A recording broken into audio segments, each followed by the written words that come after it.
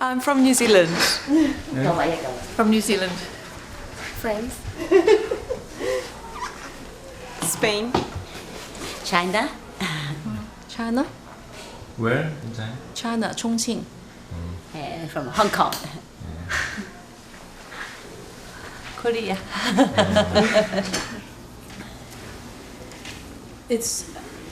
I guess it's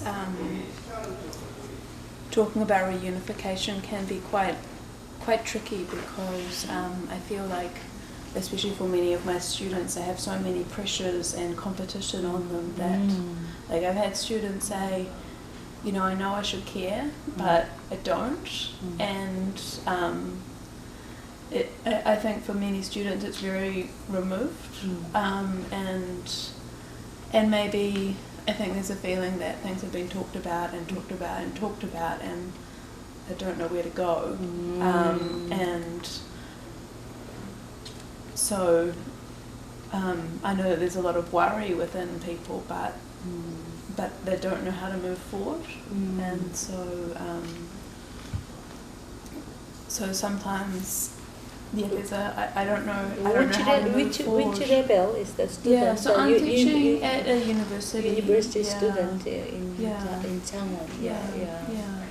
And I mean, when people say, like, I know I should care, but I don't. Like, there is definitely a level of caring, but there's just I really don't know how to move forward. That I feel, and that's really tricky. For especially for the younger generation. For the reunification issue, or for their own life. I think for reunification. For their reunification. They just. And yeah, that's tricky, because it's not something that they've had direct experience of. I think, and so I mean that's kind of a tricky issue, but I mean my students are being honest as well. Of course. So what do you teach? I teach English, just English conversation, but just little bits on the side that I hear. I mean generally it's really basic grammar, but you get little stories. So. What is your own concern, own topic? Yeah, for me, I guess wider. I feel like there's things that I love about Korea. Like there's a really nice collective culture within families and a really great way of working together. But sometimes I feel that the education is very competitive, and that maybe a sense of collaboration isn't bred through the education system, that students are always having to fight very, very, very hard for different marks, and that is another war. So getting a more collaborative feeling in the classroom maybe helps get a more collaborative feeling in a wider sense. This stuff is so tricky. It has to be hard for them to accept, because they were born in a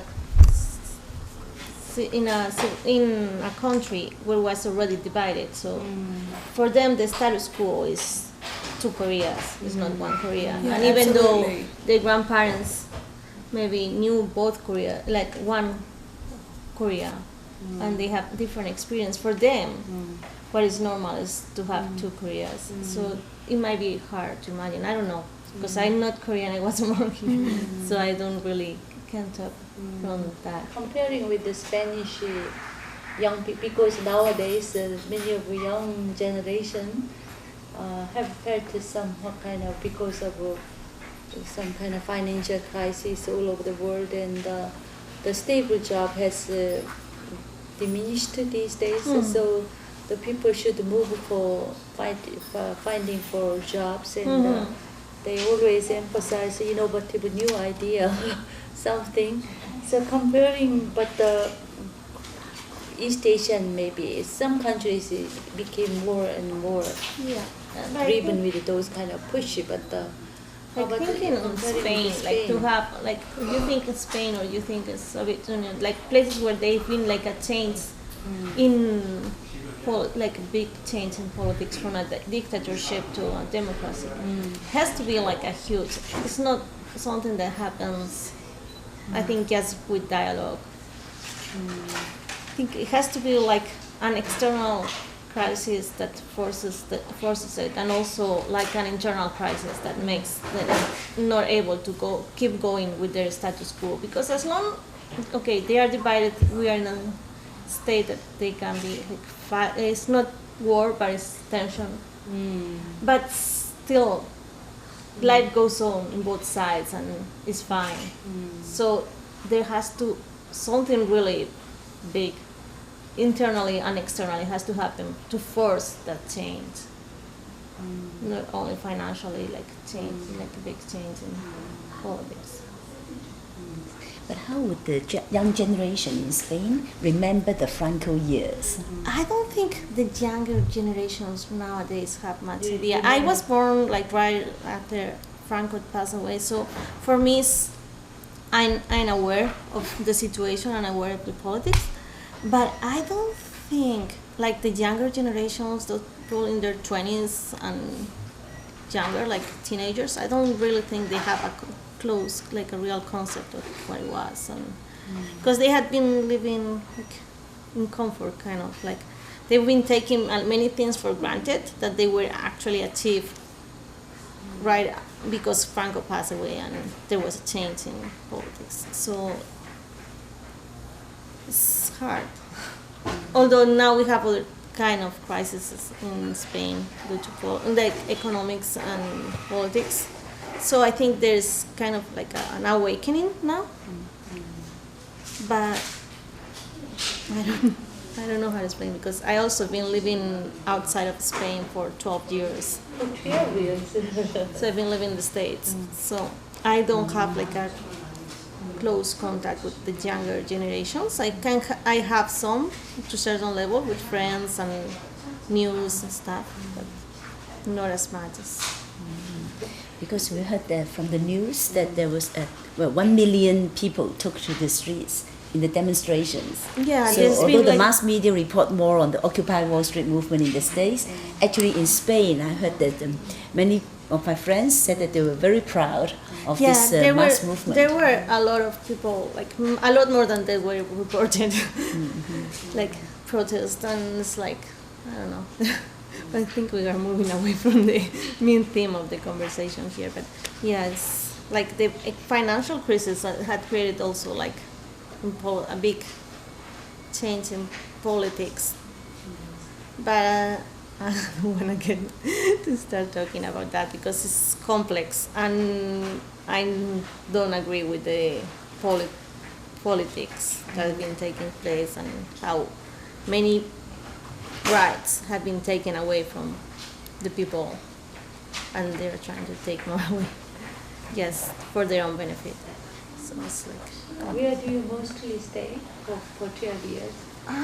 In South Florida, in the States.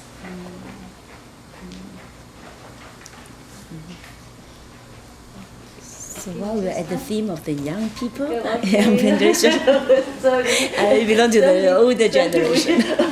Sorry to say like that. Or anything about what you want to say, I yeah. have quite the same impression as you when she was saying that the younger generation doesn't feel that concerned that much about their own unification. When I was mainly, I haven't met enough people to have a conclusion, but people my age that I met when I was traveling in Korea, and they are more concerned about the future, because the struggle to exist and to get jobs, and like there is a real competition, not just with this the university, but in life. So I think they genuinely want reunification, but they don't have the time, I think, for even thinking about this. That's the way. That's my feeling of things. How long have you been in Korea? I arrived last October, so Last October, Yeah. several months. yeah. Oh, so you can. That's that. So when are you a student also?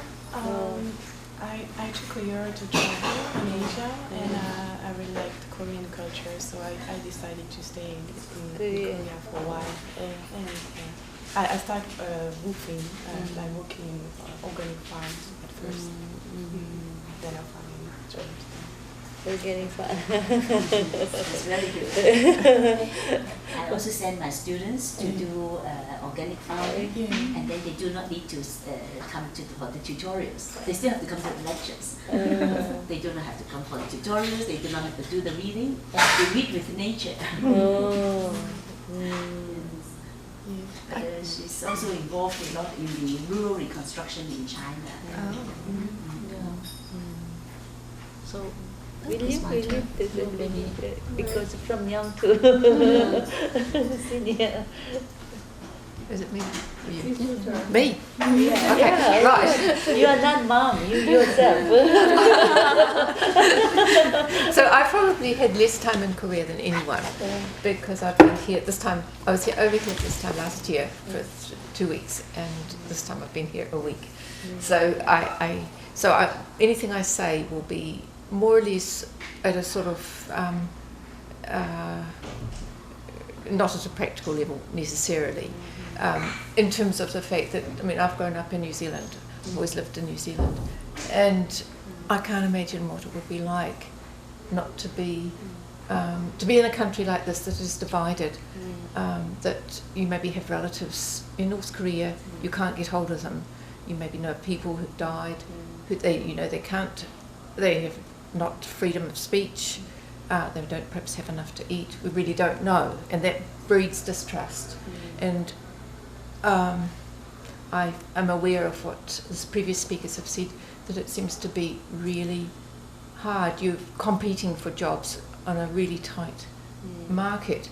And when one looks at the situation in Europe, when in Poland, in some of the communist countries, people, what happened there was the people rose up. They had a leader, Lech Walesa, and he really stirred people up, got them, and they overthrew communism. But it didn't actually solve all their problems. They were used to having, the workers were used to always having a job provided by the government. They had housing, they had jobs, they were secure. They didn't have a lot of freedom, they didn't have to think. Immediately they come to capitalism, unemployment goes up 30%, they have to think, they have to decide, they have to participate in government through democracy. And it's been very, very difficult. And then you get an influx of people into, once the travel is freer, you get an influx of people into the, say, Germany, which is, and the lower, in some of the job market goes, and the Germans then are annoyed because a lot of their jobs go to people who are willing to take lower wages. And I can see this perhaps happening here, because already the job market is tight, shall we say. And then if, say, the curtain came away from North Korea and you had an influx of people coming in, big problems, and for them too, big problems to perhaps adapt to a capitalist way of life and a democracy. That, this would be my dream, to see a united Korea where there are no barriers, but I can see big problems. Thank you. Can I respond to what you Yeah, said? Please do. Well, I agree, because I think the whole question about unification, if we also look at the experience of East and West Germany, it's not just a political one. No. So there's also the question of the economy. But then I think you said it very well that in Poland, when people thought that the enemy is only the political dictatorship, they did away with the dictatorship, and yet the trade union also didn't function when their own president became the country's president, and asked them not to go for strikes, not to ask for economic rest. So I think it's very important that it is also a question of economy. But then I think very often when we talk about economy, it is what the elites, what the agro-businesses, what these multinational corporations are interested in. So I think if we have to talk about a dream for the future, then it has to be a vision that attend to the livelihood of the majority of the population. And so I think in that sense, then the whole question about the rural, about the women, then becomes so important. Because it's a question of having a livelihood that is ecological and also decent, and without that it's so difficult to think of a unified country where more people come to be exploited by capitalism. Yes, because capitalism has its faults as well as a rigid state. And I think in Europe, I think it took a good generation of things and sort things out. Yes. And it's been much longer here. It's been over 60 years. It's been 60 years. So it's been a lot longer. So you've got 7 generations who've known nothing else. I'm afraid that no Koreans could become economically kind of slaves in South Korea, and there is also a psychological issue. I mean, they have to. If we did unify. Yeah, because they will be thrown into a really modern and highly capitalist country, and so they have to be integrated in that kind of society, and I think it might be really difficult for them, and we can see that there are so many examples that we know that North Korean that can escape cannot fit sometime in the society, and so they are kind of isolated from So there is also a big cultural and psychological issue that we have to face if there is that reunification. So very, very important point you have made, because that can hold a reunification without some kind of real change of our way of thinking or our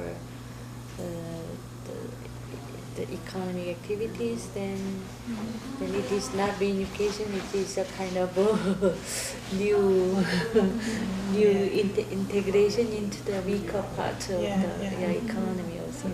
Very important, yes.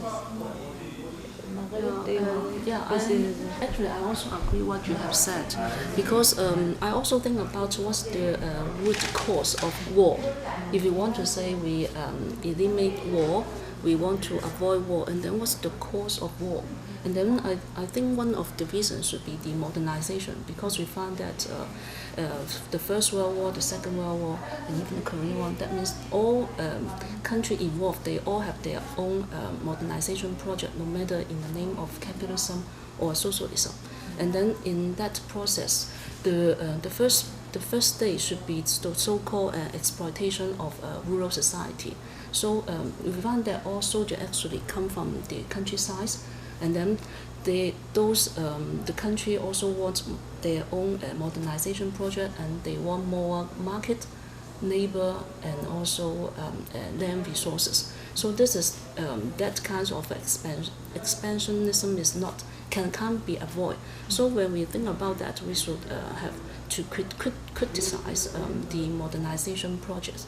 No matter they have so-called internal exploitation in their own countries or external exploitation, that means the colonialism. So I think when we think about war, I think we should have to think about what caused the war.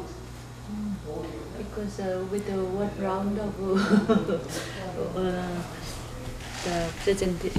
one round of sharing, we realized that maybe the current situation is something was not smoothly going on in certain way. So, and because of that, even the reunification was done.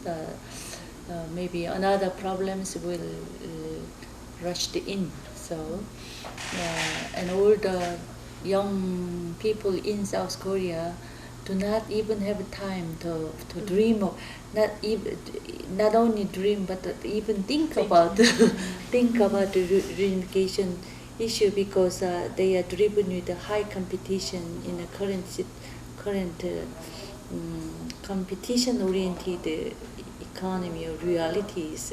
But not only Korean students, but it is even though the level might be, the degrees might be different, but all over the world they are struggled against this kind of competition and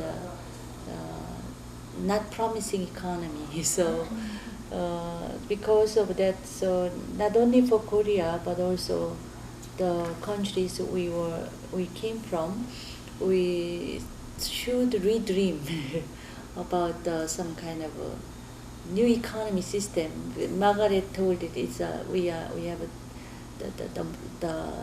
the other aspect of modernization, but so the other way of development, the other way of the other kinds of society we have dreamed. So we will, because we will talk more about that kind of.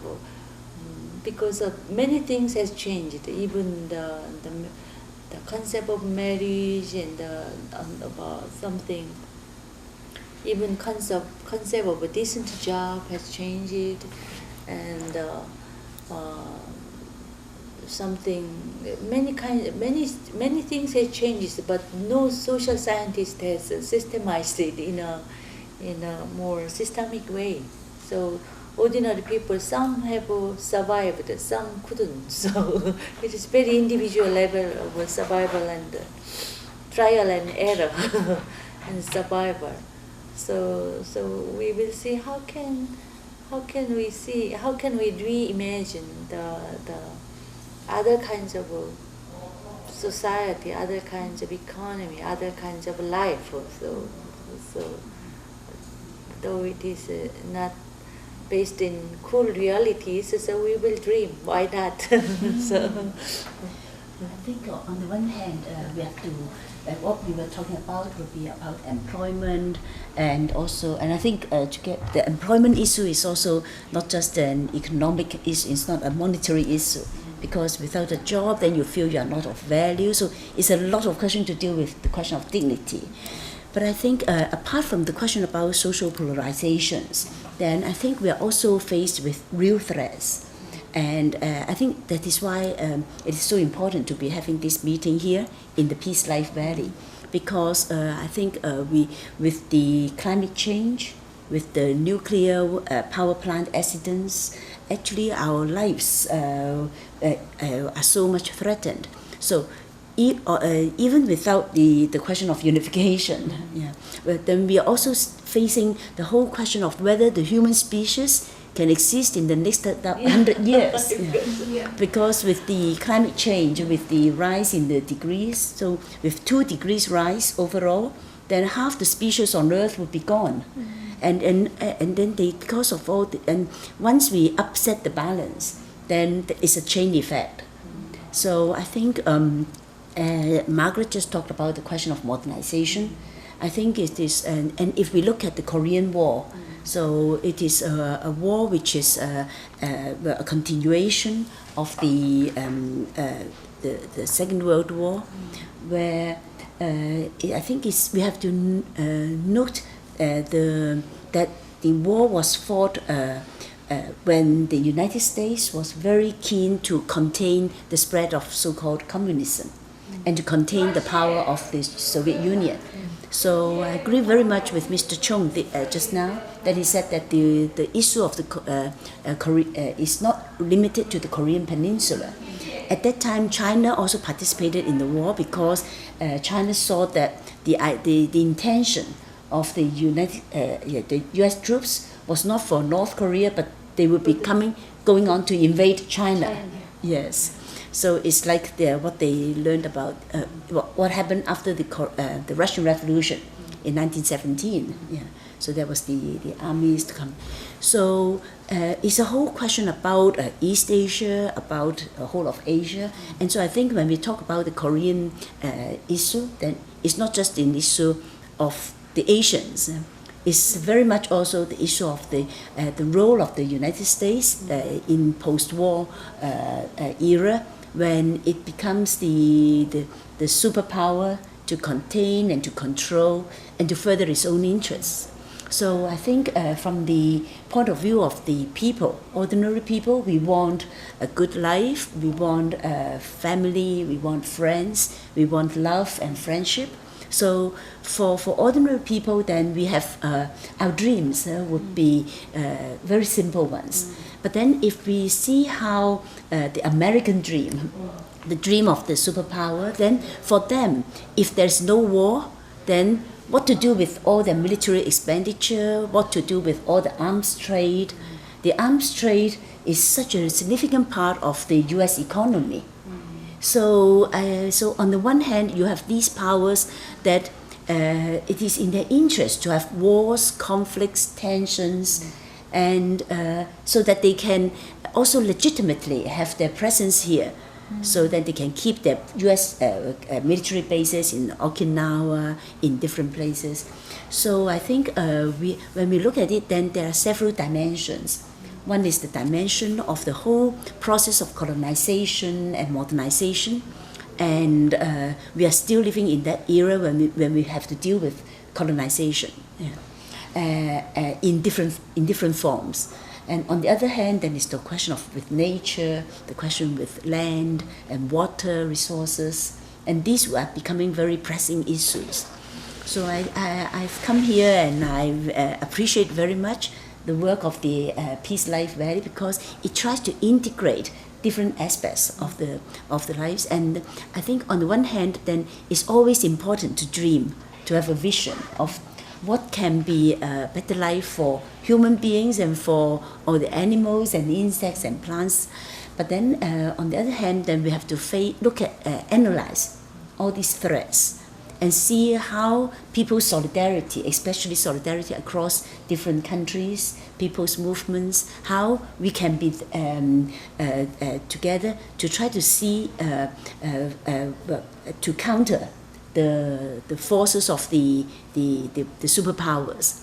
So I think peace movements in different parts of the world, especially those in the United States, in Europe, in Australia, then they are so important, because it is their own governments that they have to be fighting against.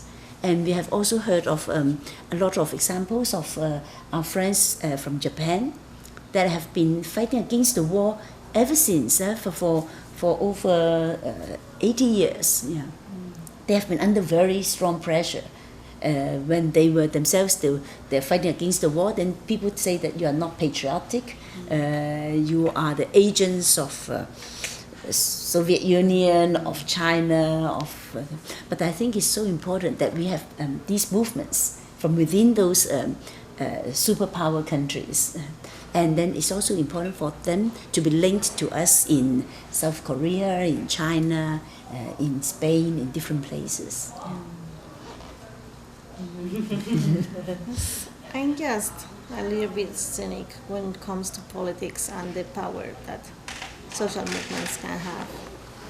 Because at the end, politicians do whatever the big companies that have the power and gives them money for them to stay there can do. And you mentioned it, the companies that build arms and weapons have such a big power in the US and also in other countries, but in the US particularly, that it's very hard, I think, to have policies that really help to stop war, that really help to stop oppression. Yeah, but whatever our estimate of the success, possibility of success, we still have to do it. Yeah, of course. Yeah, we No, can't leave them definitely. alone and let them continue with their way. You have to show that you are against it, but personal need. Yeah. And it happens everywhere, and it was like back in the Roman times. Caesar said, pan et circus. If you keep the people entertained and they have food on their tables, they won't care about social issues, they won't care about what the government does. Yeah. Yes, give them something to keep them entertained and distracted, and their belly's full and they won't care. But I feel like it's more because there are so many ways to advertise, and so now, like, there are people earning where their jobs is to make you think a certain way, and you go everywhere, and I get very overwhelmed with noise in the lifts and sounds and lights and on the internet, and it's almost like there's nowhere you can go to get away from these images and these things that tell you, oh, if you do this, this is great. And I notice when I spend time in the country, suddenly I don't feel like I need to buy things as much. But I know when I'm in the city, I don't want to think like this, but I can't. It soaks in. It does. And it's really, really, really hard to get away from. And especially when you have TV shows showing all these beautiful people who have it so good, and people think, oh, well, if I have this, it'll be great. You know, I've had students who say, maybe I've talked about being shy to them in the past, and they go, but I thought all Westerners were confident. And I said, well, maybe that's what's on TV, but it doesn't solve all the problems. But I guess in maybe newly developing countries, it's that there's suddenly all these things you can buy and do, and maybe it takes a bit of time to realise that that's a little shallow in a culture. I don't know. I think one of the big things that we're going to have to face very soon, and you touched on it, was that we are sort of wanting to emulate sort of our goal as a sort of society that's a consumer one. Now, we have limited resources on Earth. We are going to have to face issues of fresh water and enough food. If we destroy our planet, we have nothing. So we're really going to have to think about what do we really want? Do we want to continue ourselves as a species? This is getting very basic, because with carbon, global warming, water becoming a real issue, and a lot of our wars and our jealousies and our insecurities are to protect our way of life, our thoughtless consumer way of life. So that in relationships are kind of being in a society where economics is the goal, balancing books and more trade and more trade and more trade, human relationships are left. They're just ignored. So you're getting a society that's becoming very much haves and have-nots, and it's diverging wider and wider. We see this in New Zealand happening, and so that we used to be very much an egalitarian society where wages were there wasn't a huge gap between the rich and the poor, and now it's becoming far more. There's a big gap, and the government is promoting policies to protect that. And so that people who don't have anything are just at the bottom of the heap. Yeah. Is that the society we want? That's really what. Yeah. We need a society where we can trust. Back to the days when relationships between people are more important. The family is more important. Happiness is not going to come through buying. It may give you a quick flip, but it doesn't. Whereas if you've got a happy family and you're secure and having sort of loving relationships around you, is that what we want? And I think, yeah. So that it's a sort of more of a social justice type of society rather than a a sort of a society that depends on consumerism and economics.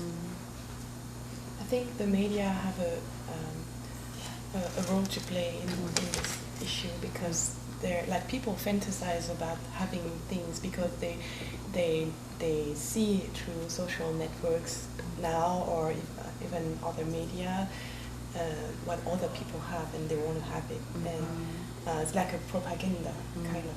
So maybe there's something to do also here, and I don't know how, but like to reaffirm and to show other values that we kind of lost a little bit, like family and friendship.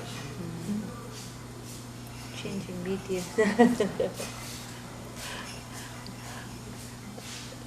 Is one of our solution for the next century. So we try to mobilize university students to go to the countryside to work with the peasants, to help them organize, and also to mobilize to do organic farming. So, so I foresee food crisis should be one of the serious crises of our in the next century. So we have to prepare more. And then, even though China has so-called self-sufficiency in terms of food production, but we import a lot of soybean from the United States, from Brazil. Those are GMO food, and also, and as far as I know, South Korea, the self-sufficient is not very high, and also even from what Professor Wen told us. North Korea, their agriculture actually, in the past they practiced mechanized agriculture. When the Soviet Union stopped provide oil, and then their agriculture went bankrupt, and they're so-called the hunger. So so in terms of when we think about the future, I think we have to rescue agriculture. And also it's a kind of a sustainable agriculture, and also an organic type. Yeah, this is my opinion. Now basically, well, I send some 2 students every year to go to Beijing to a farm which is called the Little Donkey Farm, and then they do 6 weeks of internship there. So maybe it's rather similar to what you do here in the Valley project. I also have my students work for maybe 2 months in a Hong Kong organic farm, and I think it's very interesting. I think the young people are very open to learning to do farming. I don't have enough quota. 35 students wanted to do the farming. I have quota only for 16, and they were really competing and trying to get into the farming project. And I think on one hand, the young people are very fed up with the kind of social inequalities, the kind of hypocrisy of the politicians, the lack of prospect in their careers. But then on the other hand, then how to find a more positive meaning in life. And I think when they relate to land, and then they told me they were very touched when one team was responsible for doing the organic manure, the compost, and the other team was responsible for growing the corn from getting the soil up to harvesting it. And then I think they said that they were so moved when they saw something growing like that, and then it is life.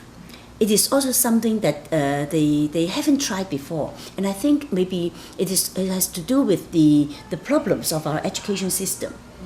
The kind of education is for examinations, for competition, for individualism, and it is as if money matters. Money is the only thing that matters. But then, in fact, I think in our lives we look for many other things other than money. And so when they had this opportunity to relate to the soil and to see plants grow, and I think they have a particular kind of feel that a particular kind of a very special kind of sentiment. Yes, and I also have one girl student. She's a very good dancer of Oriental dance. Yeah. So dancing with the ribbons and with the fan, yeah. So she was in this farm, and I went to visit her during the time, and I asked her, what did you like most in the farm? Because it's 35 degrees in Beijing, very hot summer, very strong sun, and she's the kind that really looks very beautiful, very nice. But she said, I like to feed the pigs.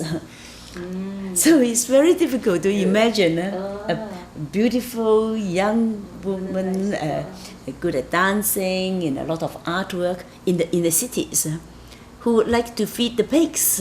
Yeah. And I think sometimes what we lack is some kind of real contact with life. Yes. And I think this kind of experience can be very transformative. It gives us more hope, gives us more feelings of life. Yes. So I think so we are going to have more projects like that, for the young people to exchange. But I think on the other hand, then we also would like to see more cross-border exchanges. I also have students who go to New Zealand. They say that before the 30 years old, they can get the permit to go there, travel, and work in the farm working holidays. Yes. And I have students who would be working, and then after that, before that, they say, "Oh, I am now 28. I must go for the working holiday. Otherwise, I don't qualify." And then they quit their job. They go to New Zealand. But I think this kind of when we talk about cultural exchanges, such kind of exchanges actually would form new kind of mentalities, and I think the kind of friendships, then they would break the kind of propaganda by politicians. So when we come here and then we meet with South Koreans, with Japanese, we feel that we are all women, we are all friends, we are all eager to learn, we are all eager to fight for a better future. So I don't feel that I'm Chinese or that one is Japanese or Korean. Professor Lee Jung-ok and I have been friends for 20 years. Yes. And I very seldom think of her as a Korean.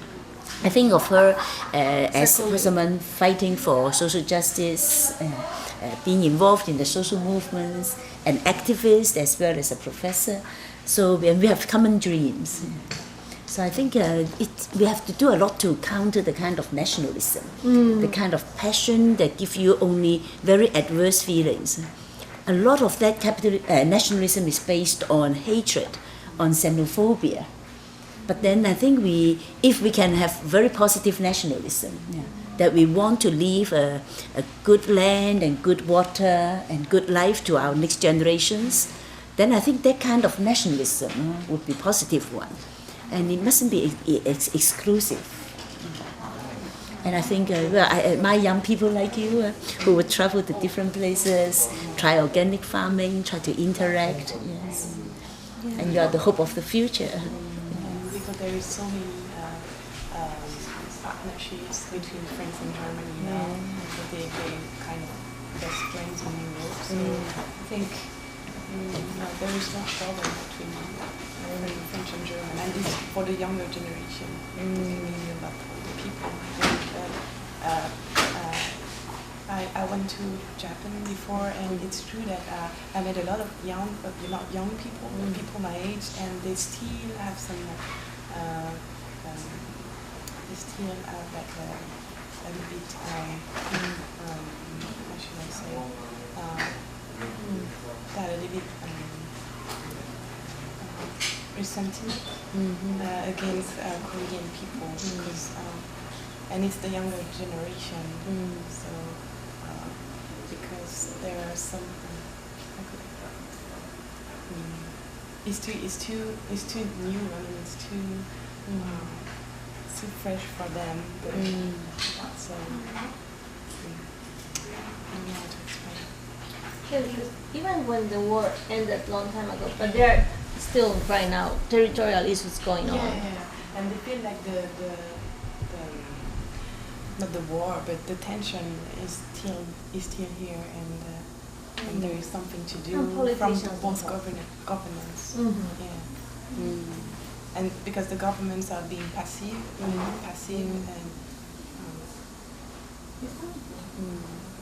It's also a big business in K-pop in Japan. Japanese they watching lots of K-drama and K-pop. Yeah.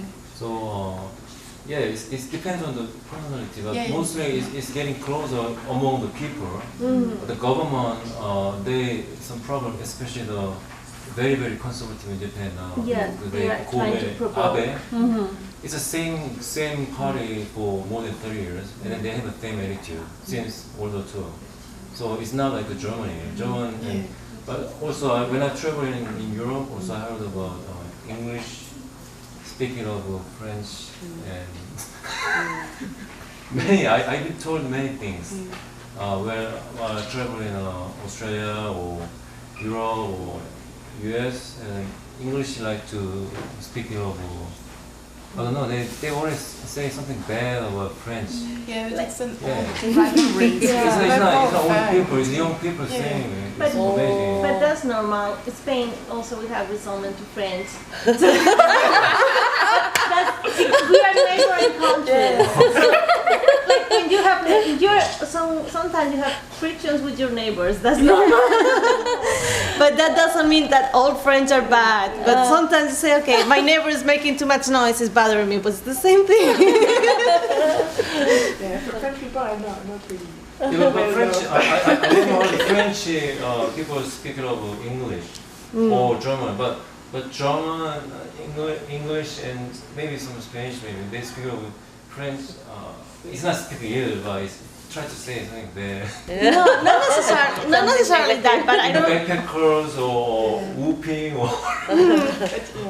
It's not necessarily that, but I do remember, like when I was younger, like friends, like they were like when the European Union started, and we will have like trucks from Spain, you know, vegetables going through France because they were cheaper. The French will just turn them over and destroy the trucks just because they were cheaper prices. So then there's kind of like those kind of frictions among neighbors, but it's, you know, it's not like right now we say, oh, French are evil, we don't want French and stuff like that.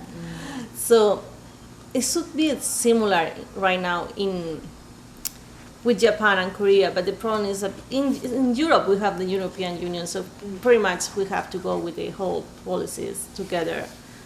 But here they are like individual countries, so they kind of pull apart and try to look for their own interest, I think.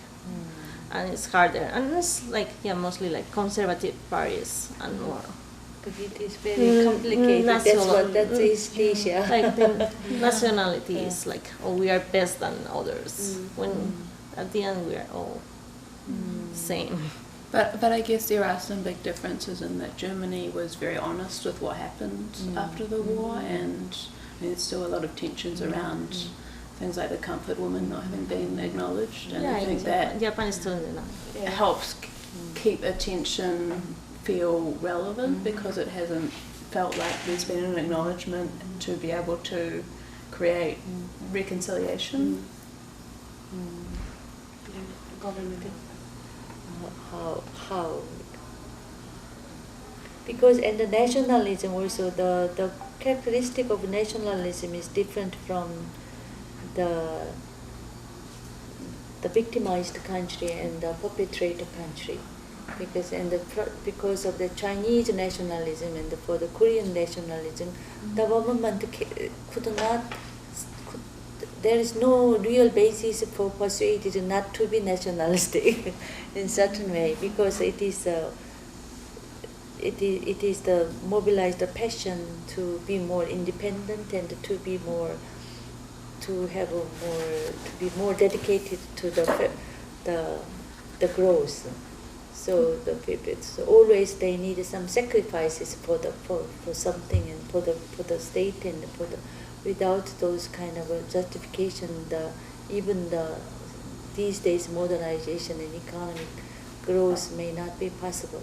So, but in Japan, the nationalism has different meaning. So, those kind of many of different meaning. We don't have a common language at least. So that is the situation. So. Advantage of the unification. like Germany, they have some advantage. Of course, there is a disadvantage, but they were same country and same language, so the cultural differences can be overcome easily with the same language, especially. So even North Korea, they watch some TV, South Korean TV. So I met the North Korean escape the lady, and she talked like a South Korean, and they pretty much they watch the Korean TV while they were in North Korea. So many people already watching Korean TVs, and they know South Korea. They already know a lot about South Korea. And so it's not really cultural differences going on. It's the same language, especially. So I think it's more problem with, it's not cultural thing, it's more problem with the money issue. So, but if there's unification, then there also lots of advantages, I guess, for money things. So I would like to hear about you guys. I mean, for me, I guess one of the huge advantages is feeling safe. Like I know I was saying earlier that maybe the younger generation don't want to think about it, but I mean, in the recent tensions, I have some older students as well in non-credit classes, and it was only after they got to know me a little bit that they'd sort of say, oh yeah, I am quite worried. You know, I don't have a lot to say about it, but of course, like it's this worry that sits with people, and it's different being a foreigner coming in because it's a new worry. So of course I'm worried, but when you've had it your whole life, like it's obviously still something that's sitting, and you know that's got to be huge to feel like this weight comes off you. North Korea is dangerous because they want to bomb. Yeah, I think there's a constant fear of what could happen to me or my family. Like, yeah, but it's not like Israel. Israel, they have almost every month they have a terrorism. Yeah. And atomic bomb. It's not atomic bomb. It's a bomb, or it's like between Irish and England maybe 20 years ago. But in North and between North and South Korea, it's not. There's no terrorism. There was some threat and a few critical terrorism, but. We haven't got any terrorism actually. No, it's Yes, like there a was. state. What about the boat that was torpedoed? That one is a kind of a border between. It's kind of between the army, so it's not a real terrorism inside of Korea. So. But the threat of terrorism can be just as damaging as actual of course. terrorism. Yeah. Because it's the fear of the unknown. You don't know what's going to happen. Yeah, I think it's a psychological and threat. actually, with North Korea, you just do not know. From what I understand, you don't know what they're capable of, because there's no sort of real lines of communication. You don't know whether they have missiles that could be just launched at any time, and you don't want another war. Yeah, if there's a war, then we don't really know who's going to win. But definitely nobody gonna have North Korea. You know, China is not, and Russia is not. They don't have a.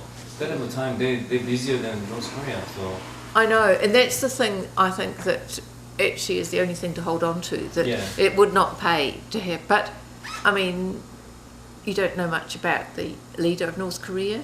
You just simply don't know, and it's that fear of the unknown. You don't know what could happen. yeah, I heard he's worse than before. Well, you just don't know. It's getting worse. Yeah, so it's that fear of uncertainty that is actually very damaging.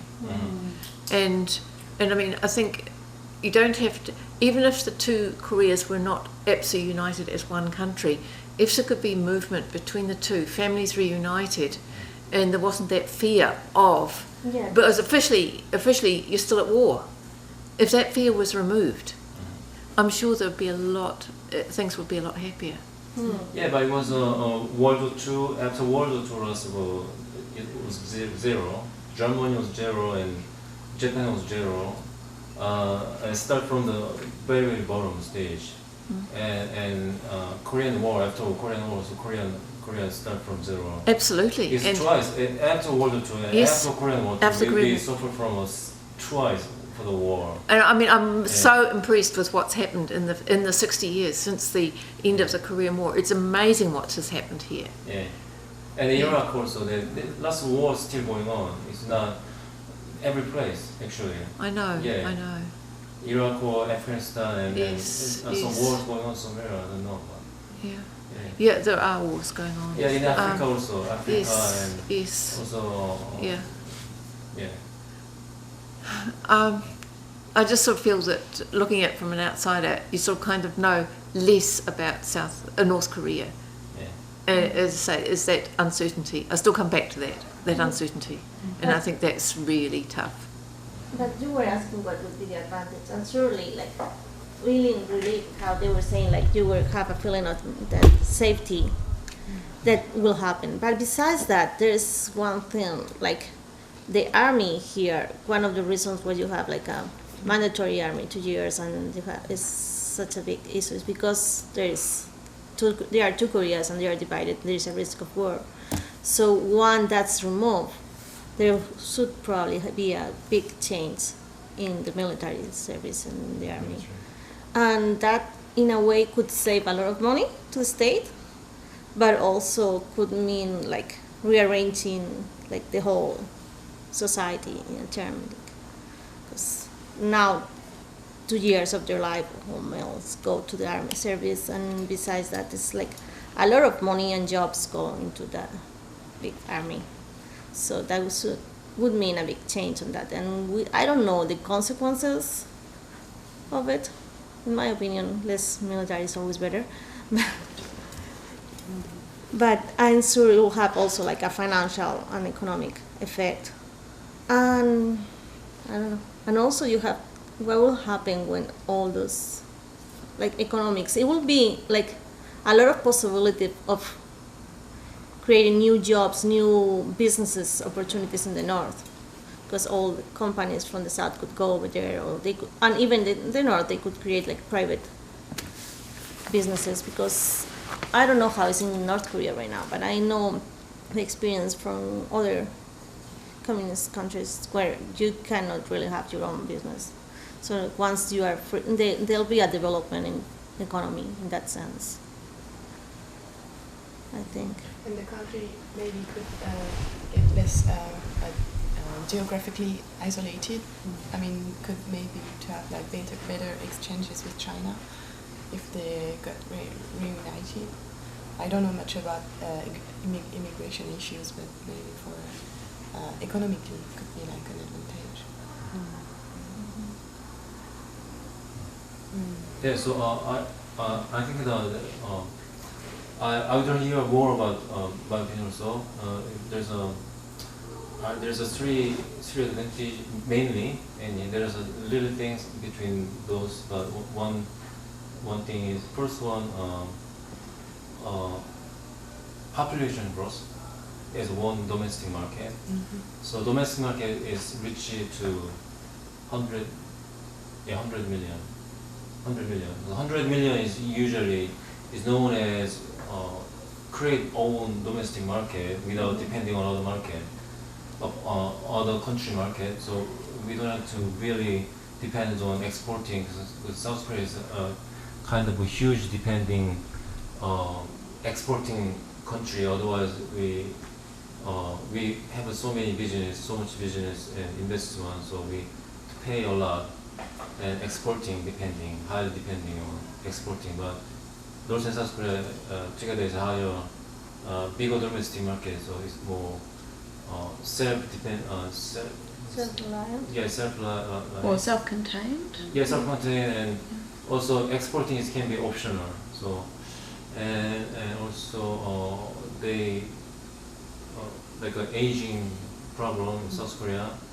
It's not young people less young people and getting older, but North Korea people have very young people still, and yeah, and then also their labor is very cheap, so can solve the problem of aging problem, and also cheap labor because we. But once it's unified, then it should be equal. The cost, the amount, the salary of a person should be the same. It doesn't matter if it comes from the south or from the north. It's being unified. It's the same country. So the minimum salary should be the same for everybody. So that kind of. Yeah, but it's because the South Korean company they still looking for Cheap labor. expanding in out of the country. But if expand their country, invest in North Korea, then they can create the factories and many things, and they also finding the very cheap labor. There's minimum wage of labor, but it's gonna be modification, and anyway they have to find out how to work together. So. Fine, you're saying if there's a unification, it's going to be just one country, North and South. So you cannot go to the North and expect to pay less to the people living in the North because they are coming from the North. They have to be treated as equal citizens with the South. So therefore, the salary, if the company in South Korea, in a province from the South, pays certain amount, it will have to pay the same amount to the employees. Yeah, but in South Korea, the people from like a Korean Chinese or some North Korean, they working in South Korea already, and they already cover all kind of like restaurant business especially. Probably they taking the whole industry and they specialize for something, so they can have a more valuable workforce, and they can have a skill also because they're young, and then they can learn faster, and something like that. They can create a whole out of their situation, different situation, making different progress. So it's not just about it's a sudden unification, and they slowly they can learn. Once they invest money in North Korea, then they can teach and then keep up with new stuff, techniques, and yeah, that's the way of South Korea developed after World War II. And so yeah, North Korea, they very tough people actually. I think they working very hard, and how they very cruel situation they can still survive, and they can do whatever they can, and they probably they can work much faster and better, and maybe they can do much more than their wage, so people can use North Korean workforce. Yeah, and also there is a natural resource in North Korea, so. And so natural resource. They have iron and they have uranium. Uranium. Yeah, uranium for atomic bomb. Yeah. Look, this is one of the. So we were trying to get away from it. Yeah, I know. The problem with this one is that the radioactivity can be used for good, and it is such a dangerous thing too in the wrong hands. I mean, it's got really good uses with medical treatments, I'll stay neutral on power issues, but it can be such a damaging thing. So it's and we know that North Korea's got this capability of using atomic power. And I think this is a real threat, as I say. I still go back to that fear of the unknown.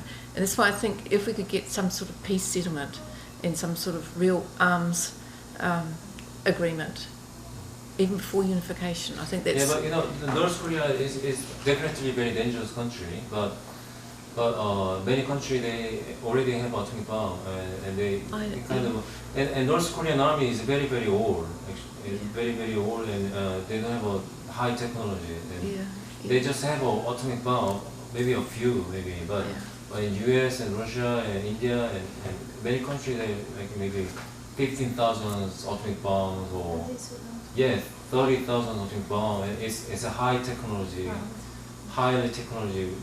developed atomic bomb. So it's not a North Korea is just like a kind of threatening. It's like a gangster in the back street.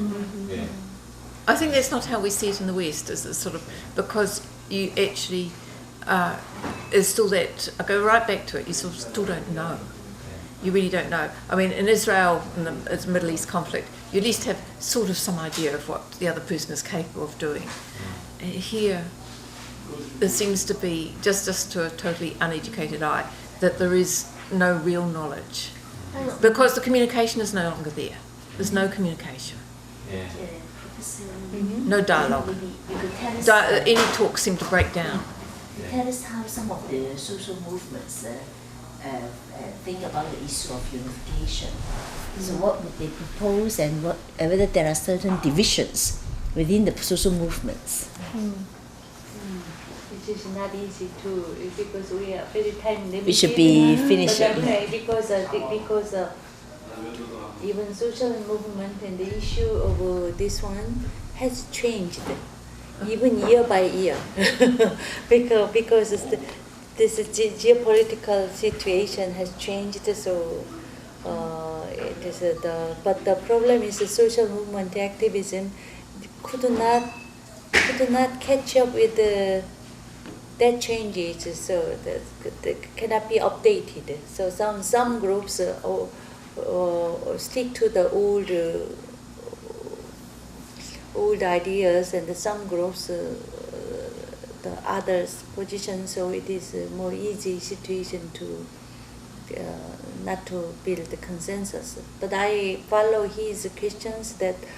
I think this kind of disadvantage questions is only for the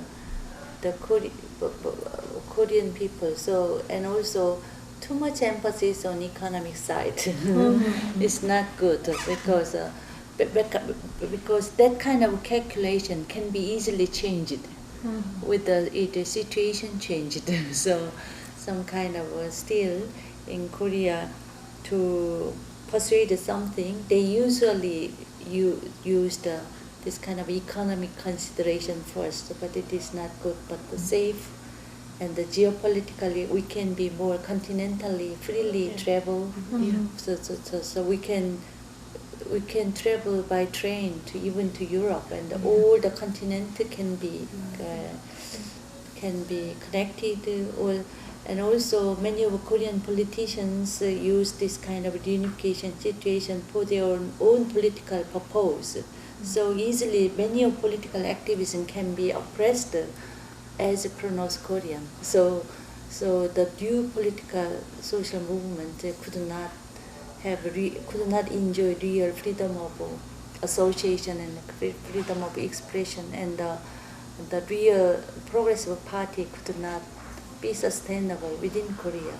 So then make a polarization, make it worse and worse. So that the political aspect is more should be more considered rather than economic calculation. So I think, but because of that, there are many other parts, but we don't know. This is the new era. So even French, there are some groups, they want to be independent.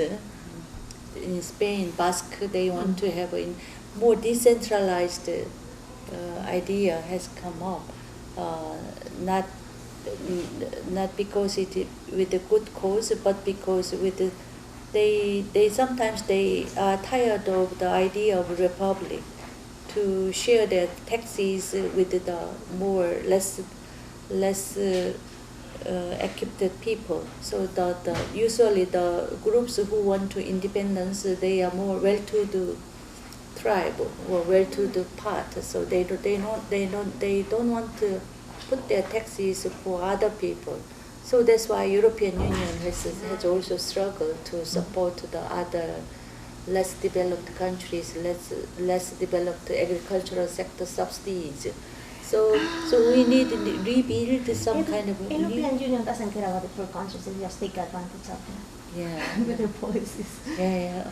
Actually, in this kind of sense, some kind of centralization or unification, whether that is we have a good part of centralization, unification, and the negative part of it, and also even decentralization. Sometimes it is a good aspect, and sometimes it is some kind of more egoistic part. So we cannot say with the one answer. So I think more complex reflection is needed when we see the certain issue. But problem is when we are using this smartphone, everybody want to very right and quick answer. So that make things more complex. There is no clear answer, but they need answer.